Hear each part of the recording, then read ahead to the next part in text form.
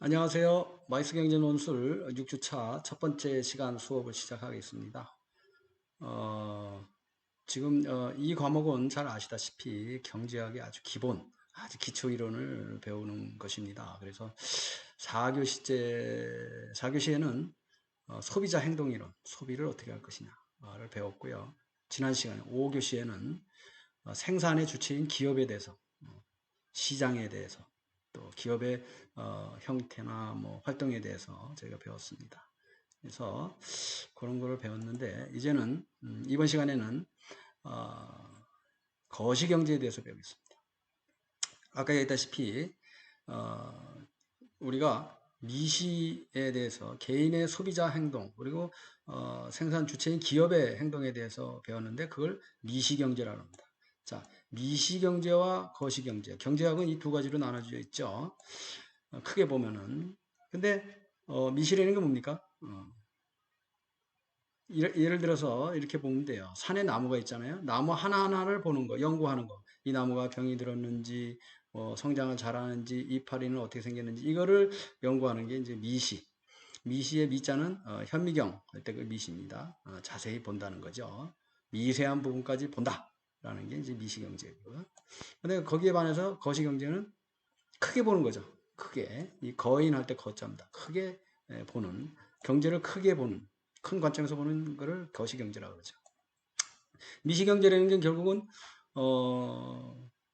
경제의 3대 주체, 가계, 기업, 정부의 이제 행동에 대해서 연구하는 게 이제 미시 경제죠. 그래서 우리가 지난 시간에, 지지난 시간에 우리가 배운 게 각 그 경제 주체의 행동에 대해서 이제 배웠죠. 그래서 그 경제 주체는 어떻게 의사결정을 하는지 또 어떻게 행동을 하는지에 대해서 보는 거죠. 그래서 거기에 전제 조건은 인간은 합리적이고 이상적이고 이기적인 인간이라고 보는 거고 또 합리적인 선택을 한다고 전제 조건을 해서 해서 이제 한계 효용 체감의 법칙이랄지 기업의 또 뭐 생산 수학 체증의 법칙 체감의 법칙 이런 거를 배웠습니다. 미시경제에 대해서. 자, 근데 그 개개 경제 주체의 행동만 배우면 어떻게 돼요? 전체를 볼 수가 없죠. 그래서 거시경제를 연구를 하게 됩니다. 그래서 거시경제라는 것은 뭐예요? 그 경제 주체들의 이 세 가지 주체가 있는데 따로따로 행동하는 게 아니잖아요. 서로 이제 얽혀 있는 거예요. 그래서 그 전체 개념, 총량 개념에서 경제를 보는 겁니다. 그래서 결국은 국가 경제가 되겠죠. 국가 전체적으로. 그래서 전체적인 차원에서 분석을 하는 겁니다. 그래서 이렇게 되는데 결국은 전체를 보면은 결국 국민 소득 이론이라고도 해요. 소득 발생의 과정을 연구하는 걸로 이제 집약이 됩니다. 그래서 이 거시경제는 국가 전체를 연구하는 경제를 연구하는 거다라고 보시면 돼요. 주로 이제 소득에 대해서 해서 소득 분석이라고도 불리기도 합니다.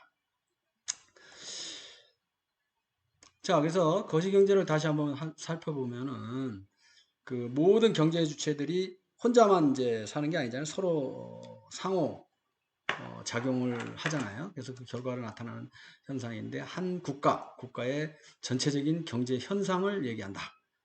거시경제의 특징입니다. 그럼 그런 게 뭐가 있어요? 예를 들어서 국민소득이랄지 물가랄지 실업, 환율, 국제수지 이런 게 전부 어떻게 돼요? 개개인의 소비자에 해당되는 거라기보다는 전체 경제 전체에 영향을 미치는 그게 결국은 또 개인의 경제, 기업의 경제에 영향을 미치는 거죠. 그래서 거시경제를 잘 연구를 해서 각 경제 주체가 행동을 합리적으로 해야 된다. 그런 게 깔려 있는 거죠. 그래서 이 국민 소득에 대해서 연구한다고 그랬잖아요. 이게 결국 거시경제의 핵심은 국민 소득이에요. 근데 그 국민 소득이 변화를 하잖아요. 변화를 하는 거를 또 성장을 하는데 경제 성장 이론이라고 해요. 경제 성장은 우리가 이제 경제에서 얘기할 때 others being equal이라는 얘기를 했잖아요.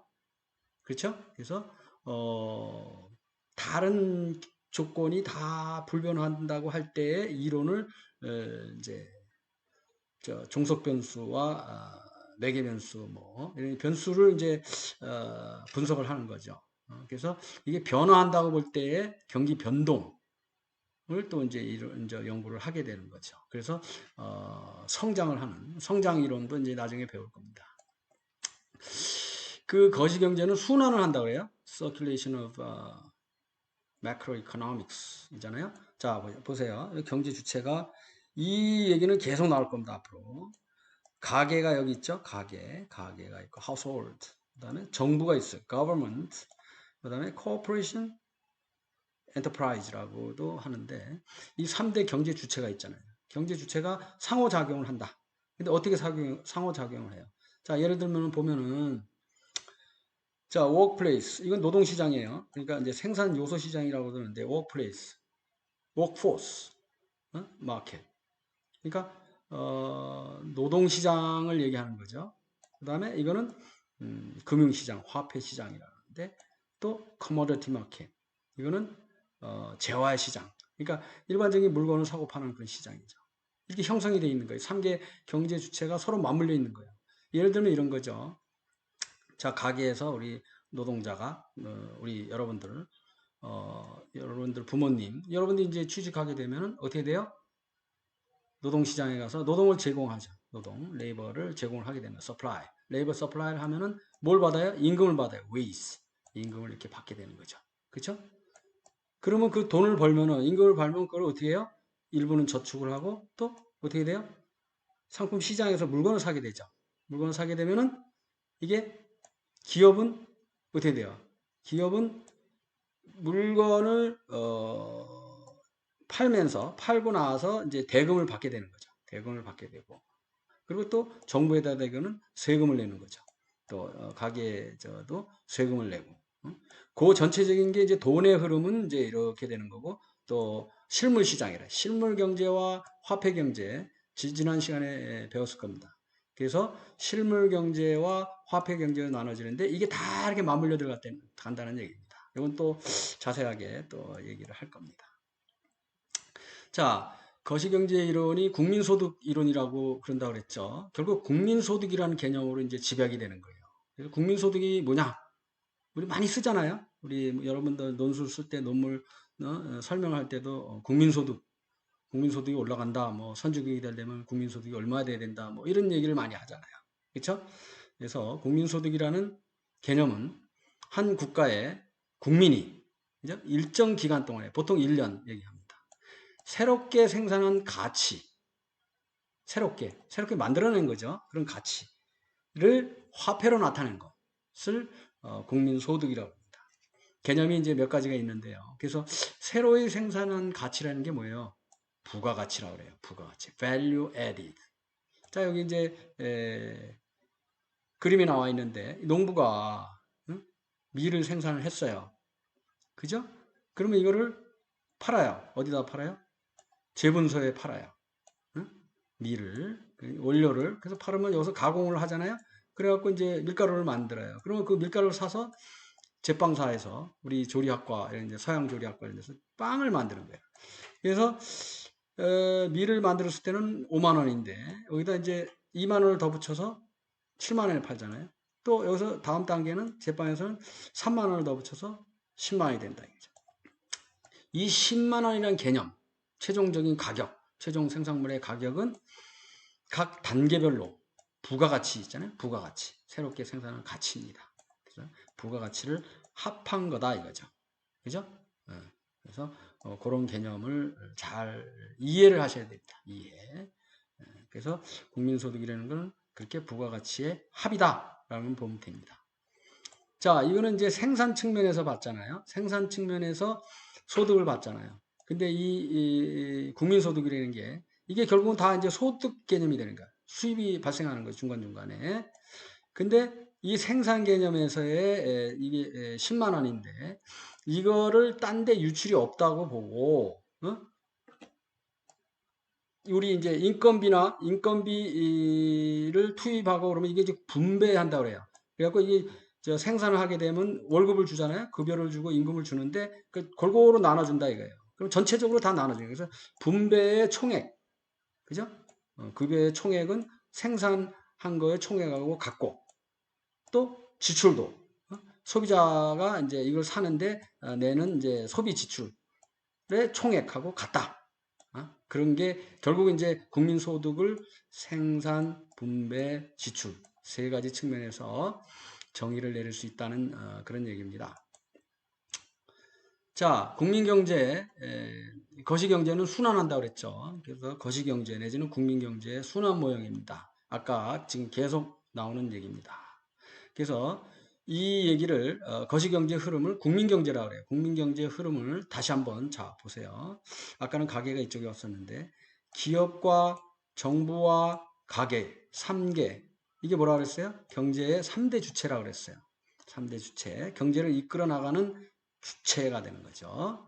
그래서 주체가 이렇게 세 가지가 있는데 결국은 이 세 가지 경제 주체는 뭐를 해요? 아까 생산, 지출, 분배 등의 여러 가지 활동을 하면서 상호작용을 한다. 그게 이제 국민경제가 순환한다 그러는 거예요. 이게 거시경제의 핵심입니다. 전체 우리나라 경제가 가는 게 이제 핵심이고요. 여기서 저기 보면은 처음에는 이제 기업과 가계가 시작이 되는 거죠. 이 뒤에 또 좀 더 자세하게 나옵니다. 그래서 여기 보면은 가계는 뭐예요? 일단은 가게에서는 뭐야? 가게에서 여러분들 이제 취직하게 되고 이제 그러면 이제 부모님도 그렇고 자기가 갖고 있는 노동, 그러니까 노동력을 투입해서 일을 하게 되죠. 그게 이제 지출이라고 보는 거예요. 지출하면은 요소 시장 요 밑에죠. 지출할 생산 요소를 노동을 이제 제공을 하는 거예요. 요소 시장에서. 그러고 나서 뭐예요? 월급을 받잖아요. 소득을 받게 되는 거예요. 가게가 돈을 벌었잖아요. 그러면 시장에 가서 뭘 사잖아요. 산다고 물건을 구입을 하는 거고 또 물건을 받는 대신 값을 지불을 하고 그렇죠? 생산 이거는 이제 일반적인 시장 보통의 시장을 얘기하는 거예요. 기업은 뭐예요? 기업은 이 생산 요소 시장, 노동 시장에서 각 근로자들의 일을 하면은 어떻게 돼요? 일을 한 만큼 월급을 또 주잖아요. 그죠? 월급을 이렇게 주고. 그래서 이거를 가지고 또 기업은 이제 여기서 생산 요소를 이제 저 가게로부터 이렇게 이 시장으로부터 받는 거죠. 생산 요소라는 거는 그건 노동, 자본, 토지를 얘기하는 거예요. 그래서 이거를 받아서 생산을 하는 거죠. 그래서 물건을 만들어서 기업은 이제 물건을 만들어서 판매를 하는 거죠. 그리고 또 revenue, 수입이 생기는 거죠. 그래서 이렇게 계속 순환을 한다는 거예요. 순환. 그게 이제 우리나라를 보면은 이렇게 이게 이제 이게 부문 시장이라고 보는데 요게 이제 자세하게 또 나옵니다. 개방 시장까지 나오는데 해외까지 포함이 되면 이제 개방 시장이 됩니다. 이 투 섹터 이코노미가 있고 그다음에 도메스틱 국내만 따지는 게 이제 폐쇄고 그다음에 개방은 이제 수출입까지 됩니다. 그래서 국민 경제는 하여튼 세계의 경제 주체가 이런 활동을 하는 거다라고 이해를 하시면 되겠습니다. 자, 이거를 화폐 흐름으로 다시 한번 이제 보는 겁니다. 이게 되게 중요하기 때문에 계속 리피트가 됩니다. 잘 보십시오. 이 그림에서 보면은 이 가게 하우스홀드가 있잖아요. 또 가버먼트가 있죠. 기업이 있죠. 이거 코퍼레이션 내지는 뭐 엔터프라이즈, 뭐 firms 이렇게 얘기했는데 이게 이제 금융시장이 되고요. 그 다음에 이거는 아까 실물시장이었죠. 상품시장. 그 다음에 이거는 생산 요소 시장이죠. 생산 요소 시장. 네. 그래서 보면은 이게 생산 요소입니다. 이거 잘못됐네. Market for Factors of Production 생산 요소 시장. 노동 시장이 되는 거죠. 요거는 상품 시장, 상품과 재화 시장, Goods and Service 시장이 되는 거예요. 아까 그 순환한다는 거를 다시 한번 여기 설명을 하는 겁니다. 자, 다시 보면은 아까 바로 전 페이지에서도 얘기했죠. 가게에서는 어때요? 가게에서는 노동, 토지, 자본 같은 생산 요소를 기업에다가 이제 제공을 하게 되는 거죠. 그렇죠? 그리고 그 대가로서 소득을 받게 되는 거죠. 아까 바로 앞장에서 설명을 했습니다. 그래서 이걸 가지고 가게에서는 어떻게 해요? 정부에다가 텍스를 내는 거죠. 세금을 내죠.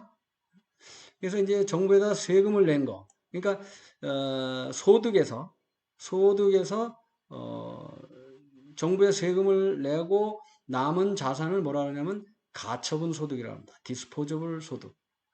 그죠? 여러분들 나중에 취직을 하게 되면 월급을 받게 돼요. 그래서 그로스냐 네트냐 이제 그런 얘기를 많이 해요. 그래서 예를 들어서 내가 연봉 3천만 원이다. 근데 거기에 뭐 4대 보험료, 개인 부담분 빼고 저 소득세 뭐 다 빼고 내가 실제 내 통장에 들어온 돈이 얼마냐? 그거를 가처분 소득이라는 다 disposable income. 그렇죠?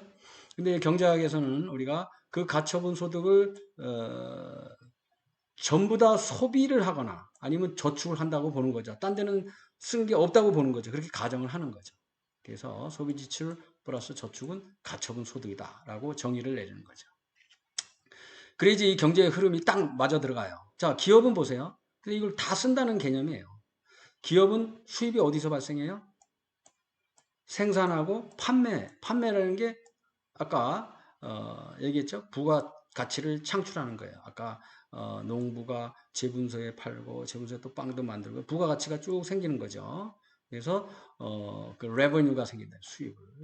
그래서 이거는 부가가치, 단계별 부가가치의 합이라 이렇게 봅니다. 그러면 기업은 수입은 이렇게 발생을 하는데 지출은 어떻게 돼요? 지출이라는 게 expenditure.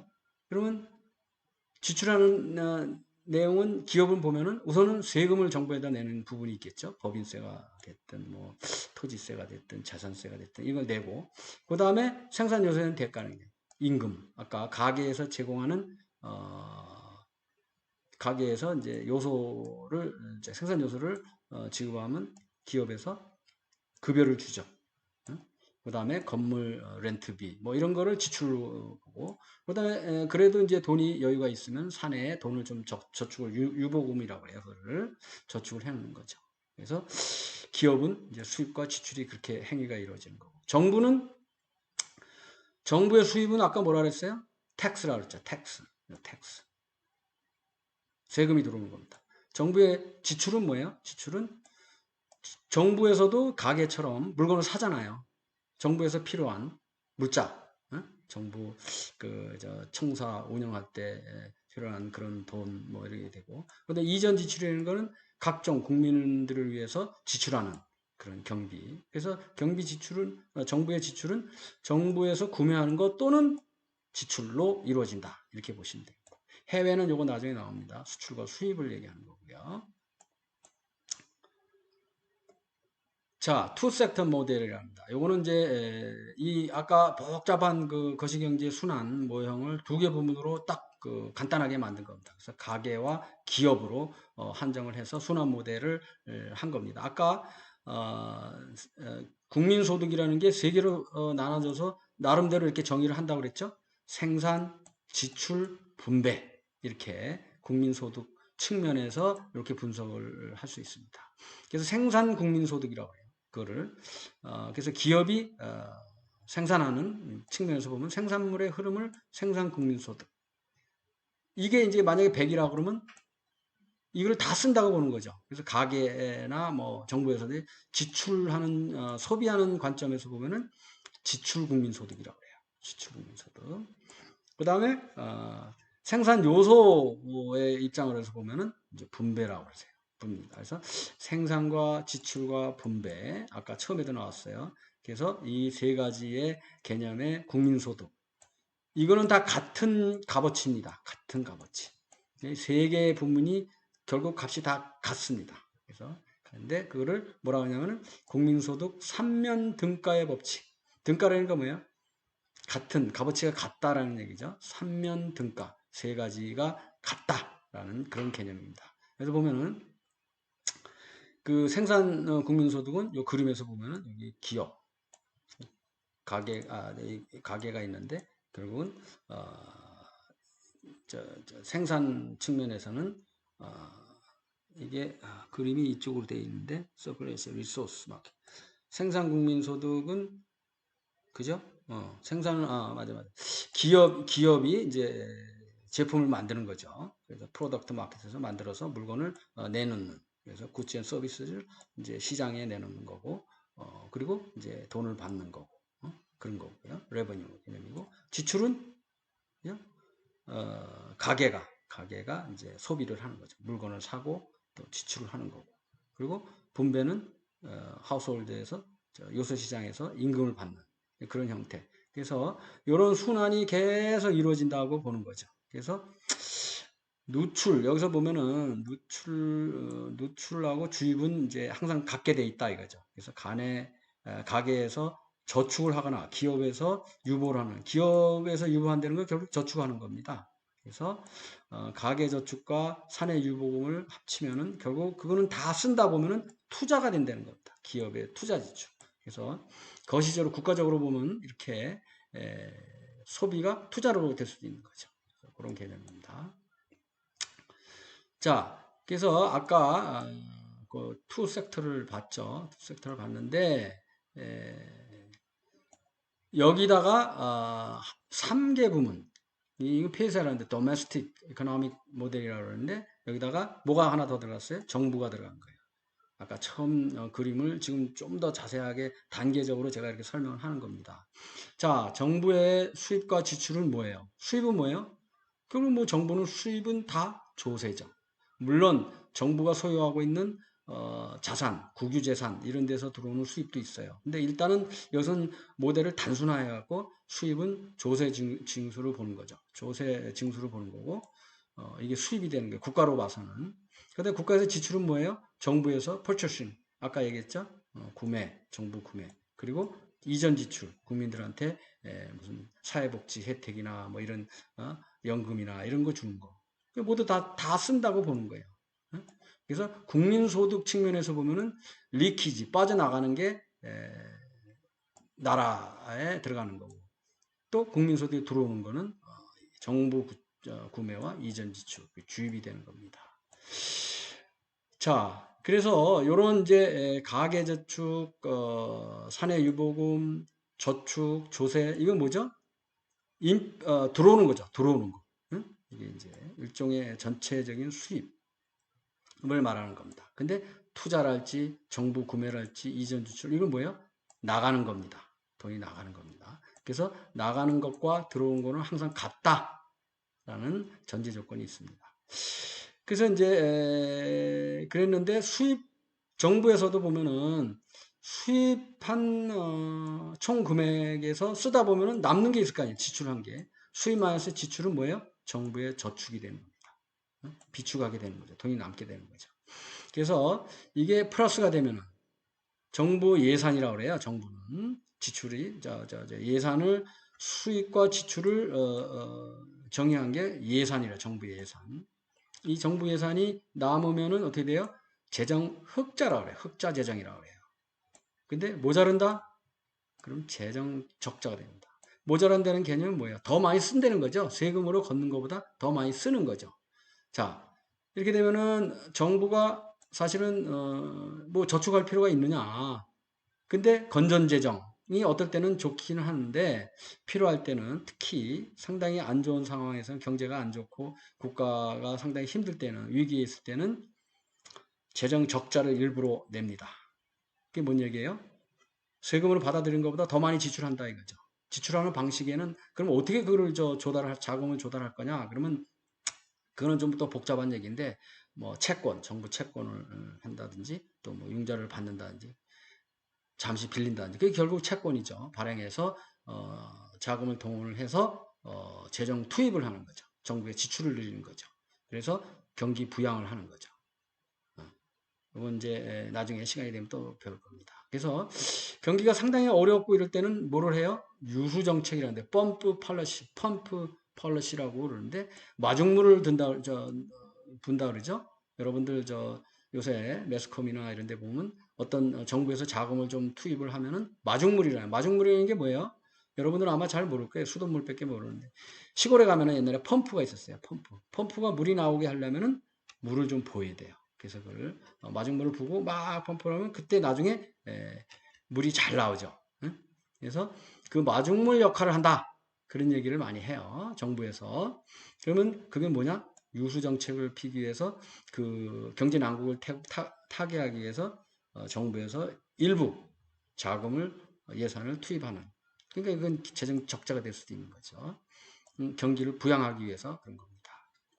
그래서 여기 보면은 아까 했잖아요. 수입 부분에서 레버뉴 부분에서 조세를 받는데 그 중에서 정부 구매 부분과 이전 지출은 이제 나가는 거라 그랬죠. 남는 거는 뭐예요? 정부의 저축이 되는 겁니다.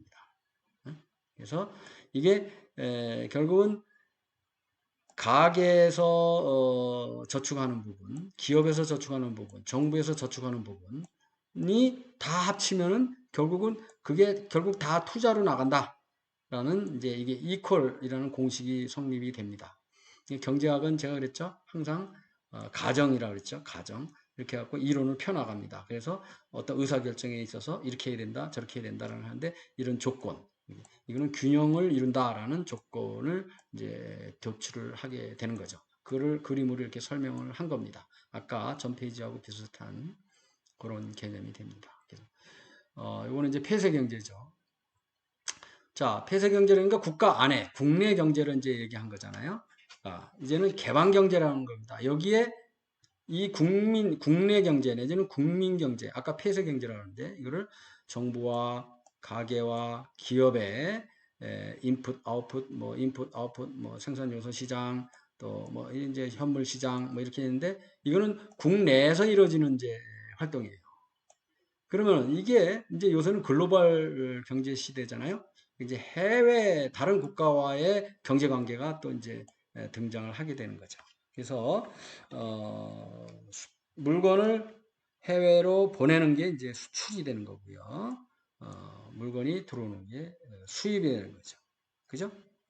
그래서 요거를 이제 공식으로 쭉 이렇게 했는데 좀 복잡해요. 그러니까 요거는 차분하게 여러분들 좀 별도로 시간이 짧아서 이것만 설명해도 한참 걸리니까 근데 개방경제 모형이라는 것만 알아두면 됩니다. 즉 아까 얘기했던 폐쇄 경제 모델, 국내 경제 모델에서 수입과 수출, 수입은 들어오는 거고 수출은 나가는 거고 그거를 추가했다라고 이해를 하시면 되겠습니다. 자, 여기서 나오는 아까 거시경제라는 거는 국민소득에 관련된다고 돼 있죠. 국가 전체로 보면 우리가 첫째 그 경제학 부분에서 첫 시간에 4교시인가 거기서 왜 수요 공급의 법칙, 가격 결정 이론을 배웠잖아요. 그게 국가 전체로 보면은 똑같은 원리예요. 총수요, 총공급 이렇게 얘기를 하는 거예요. 그래서 총수요와 총공급 나중에 물가 부분에 나오는데 이 결정되는데 그러면 우리가 국민 총생산이라는 국내 총생산이라는 domestic, gross domestic product라고 그래요. 그 개념이 뭐냐? GDP라는데 이건 일정 기간의 개념입니다. 1년을 기준으로 한 그러니까 1년 동안에 한 국가에서 생산된 재화와 용역, goods and services죠. 그 마켓 밸류, 시장 가치를 전체 합친 거를 총 합친 거를 국내 총 생산이라는 GDP. 그렇죠? 이게 상당히 중요한 개념입니다. 국가의 경제력, 국가의 힘을 얘기할 때 GDP 규모가 어떻게 되느냐를 많이 따집니다. 전 세계에서 GDP가 제일 큰 규모를 가진 국가가 어디예요? 미국. 자기네들이 최강대국이라고 하잖아요. 근데 2위가 어디예요? 전에는 어디야? 일본, 독일이었는데 지금은 중국이 2위로. 그래서 G2라는 말이 거기서 나옵니다. 그래서 그런 개념을 잘 알아두세요. 그래서 자 보면은 GDP도 세 가지 개념에서 출발합니다. 아까 얘기했잖아요. 생산, 분배, 지출 세 가지. 그래서 이 GDP의 소득의 개념도 아까 얘기했던 것을 다시 한번 GDP 개념으로 정리를 해보면은 생산 측면에서 일정 기간 동안에 새로이 생산된 이거 부가가치죠. 최종 재화와 서비스의 시장 가치의 합이다. 그렇죠? 그렇죠? GDP 생산 측면에서의 개념이고 소득 측면에서 보면은 자, 생산 요소 시장을 했죠. 그걸 분배, 이제 요 생산 요소의 분배라 하는데, 이 회사에 다니면서, 그 받은 급여, 소득의 합이 결국은 이거를 갖다가 보는 거죠. 생산. 자, 여기 보면, 그 소득이, 어디에다 쓰느냐. 그걸 가지고 또 GDP의 개념을 이제 이렇게 내리는 겁니다. 그렇죠? 가계의 소비를 Y로 봤을 때는, 어, 이제 소득입니다. 가계의 소비가 아니고, 여기 잘못됐네요. C가 가계의 소비고, S가 세이빙이고, S가 세이빙 총저축을 말하는 거고, 정부 지출을 G로 봅니다. 그래서 소득은, 모든 경제 주체의 소득은 결국은 다 쓴다고 보면 소비하거나 저축하거나 아니면 정부에 낸다. 이런 공식이 성립이 돼요. 요걸 가지고 많은 분석을 하는데 요거는 그냥 이런 게 있다고만 알아두시면 됩니다. 그 다음에 지출의 방법에 있어서 접근을 이렇게 하면은 이제 소득 개념이 또 보면은 소비 지출하고 이제 투자를 하거나 또 정부 지출을 하거나 또 이건 개방 경제에 있어서 순수출의 합이다. 이게 이제 소득의 개념이 또 이렇게 정의가 될 수 있다는 걸 알고 계시면 돼요. 자, 여기서 보면은 이제 GDP는 이제 보통은 이제 국가 전체의 경제 규모를 이제 측정하는 데 쓴다고 그랬잖아요. 그 보면 이제 그거를 또 다른 개념으로 이제 우리가 잘 사느냐 못 사느냐 얘기할 때 1인당 GDP를 얘기하잖아요. 그럼 1인당 GDP라는 걸 뭘 얘기하겠어요? 총 국가의 총 생산을 뭘로 나누면 되겠어요? n분의 그렇죠. 인구수로 나누는 거예요. 그래서 자, 세계 최고의 GDP 국가는 어디예요? 미국이라고 그랬잖아요. 근데 2위는 어디예요?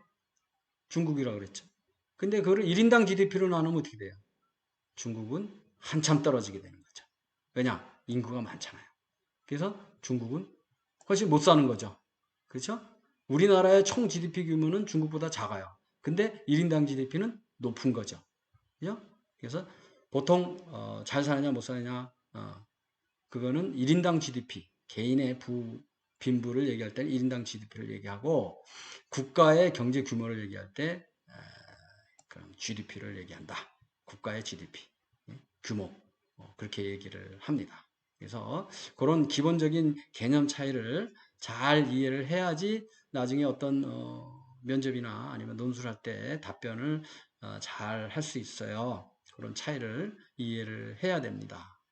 자, 여기서 나오는 얘기가 GDP를 또 그러면 GDP라는 게 소득이라는 게 뭐 예를 들어서 뭐 그 저기 150만 원, 200만 원을 받았다. 한 달에 연간 뭐 2,000불, 2만 불, 3만 불 뭐 이렇게 받는다.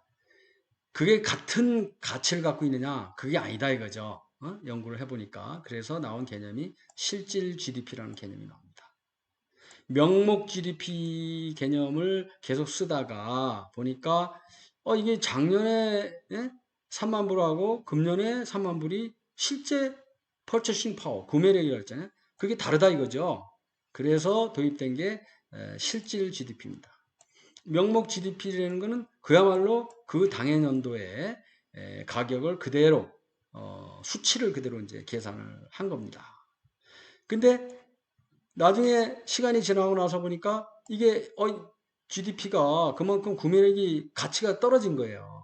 그래서 야 이거 안 되겠다. 실질 GDP를 도입을 해서 비교를 해야겠다. 그래서 이게 비교 목적으로 해서 기준 연도를 먼저 설정을 합니다. 그래서 가격을 계산하는 겁니다.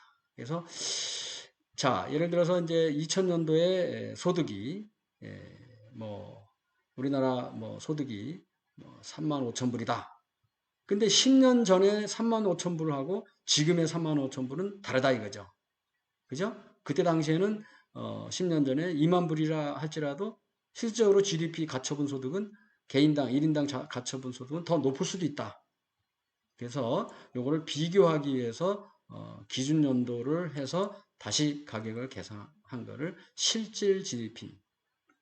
그래서 경제 성장을 얘기할 때도 GDP 성장률이라는 게 있지만 실질 GDP 성장률이라는 얘기를 많이 씁니다. 그래서 경제가 더 튼실하다라고 설명들을 많이 하는데 이런 용어를 많이 쓰게 되는 거죠.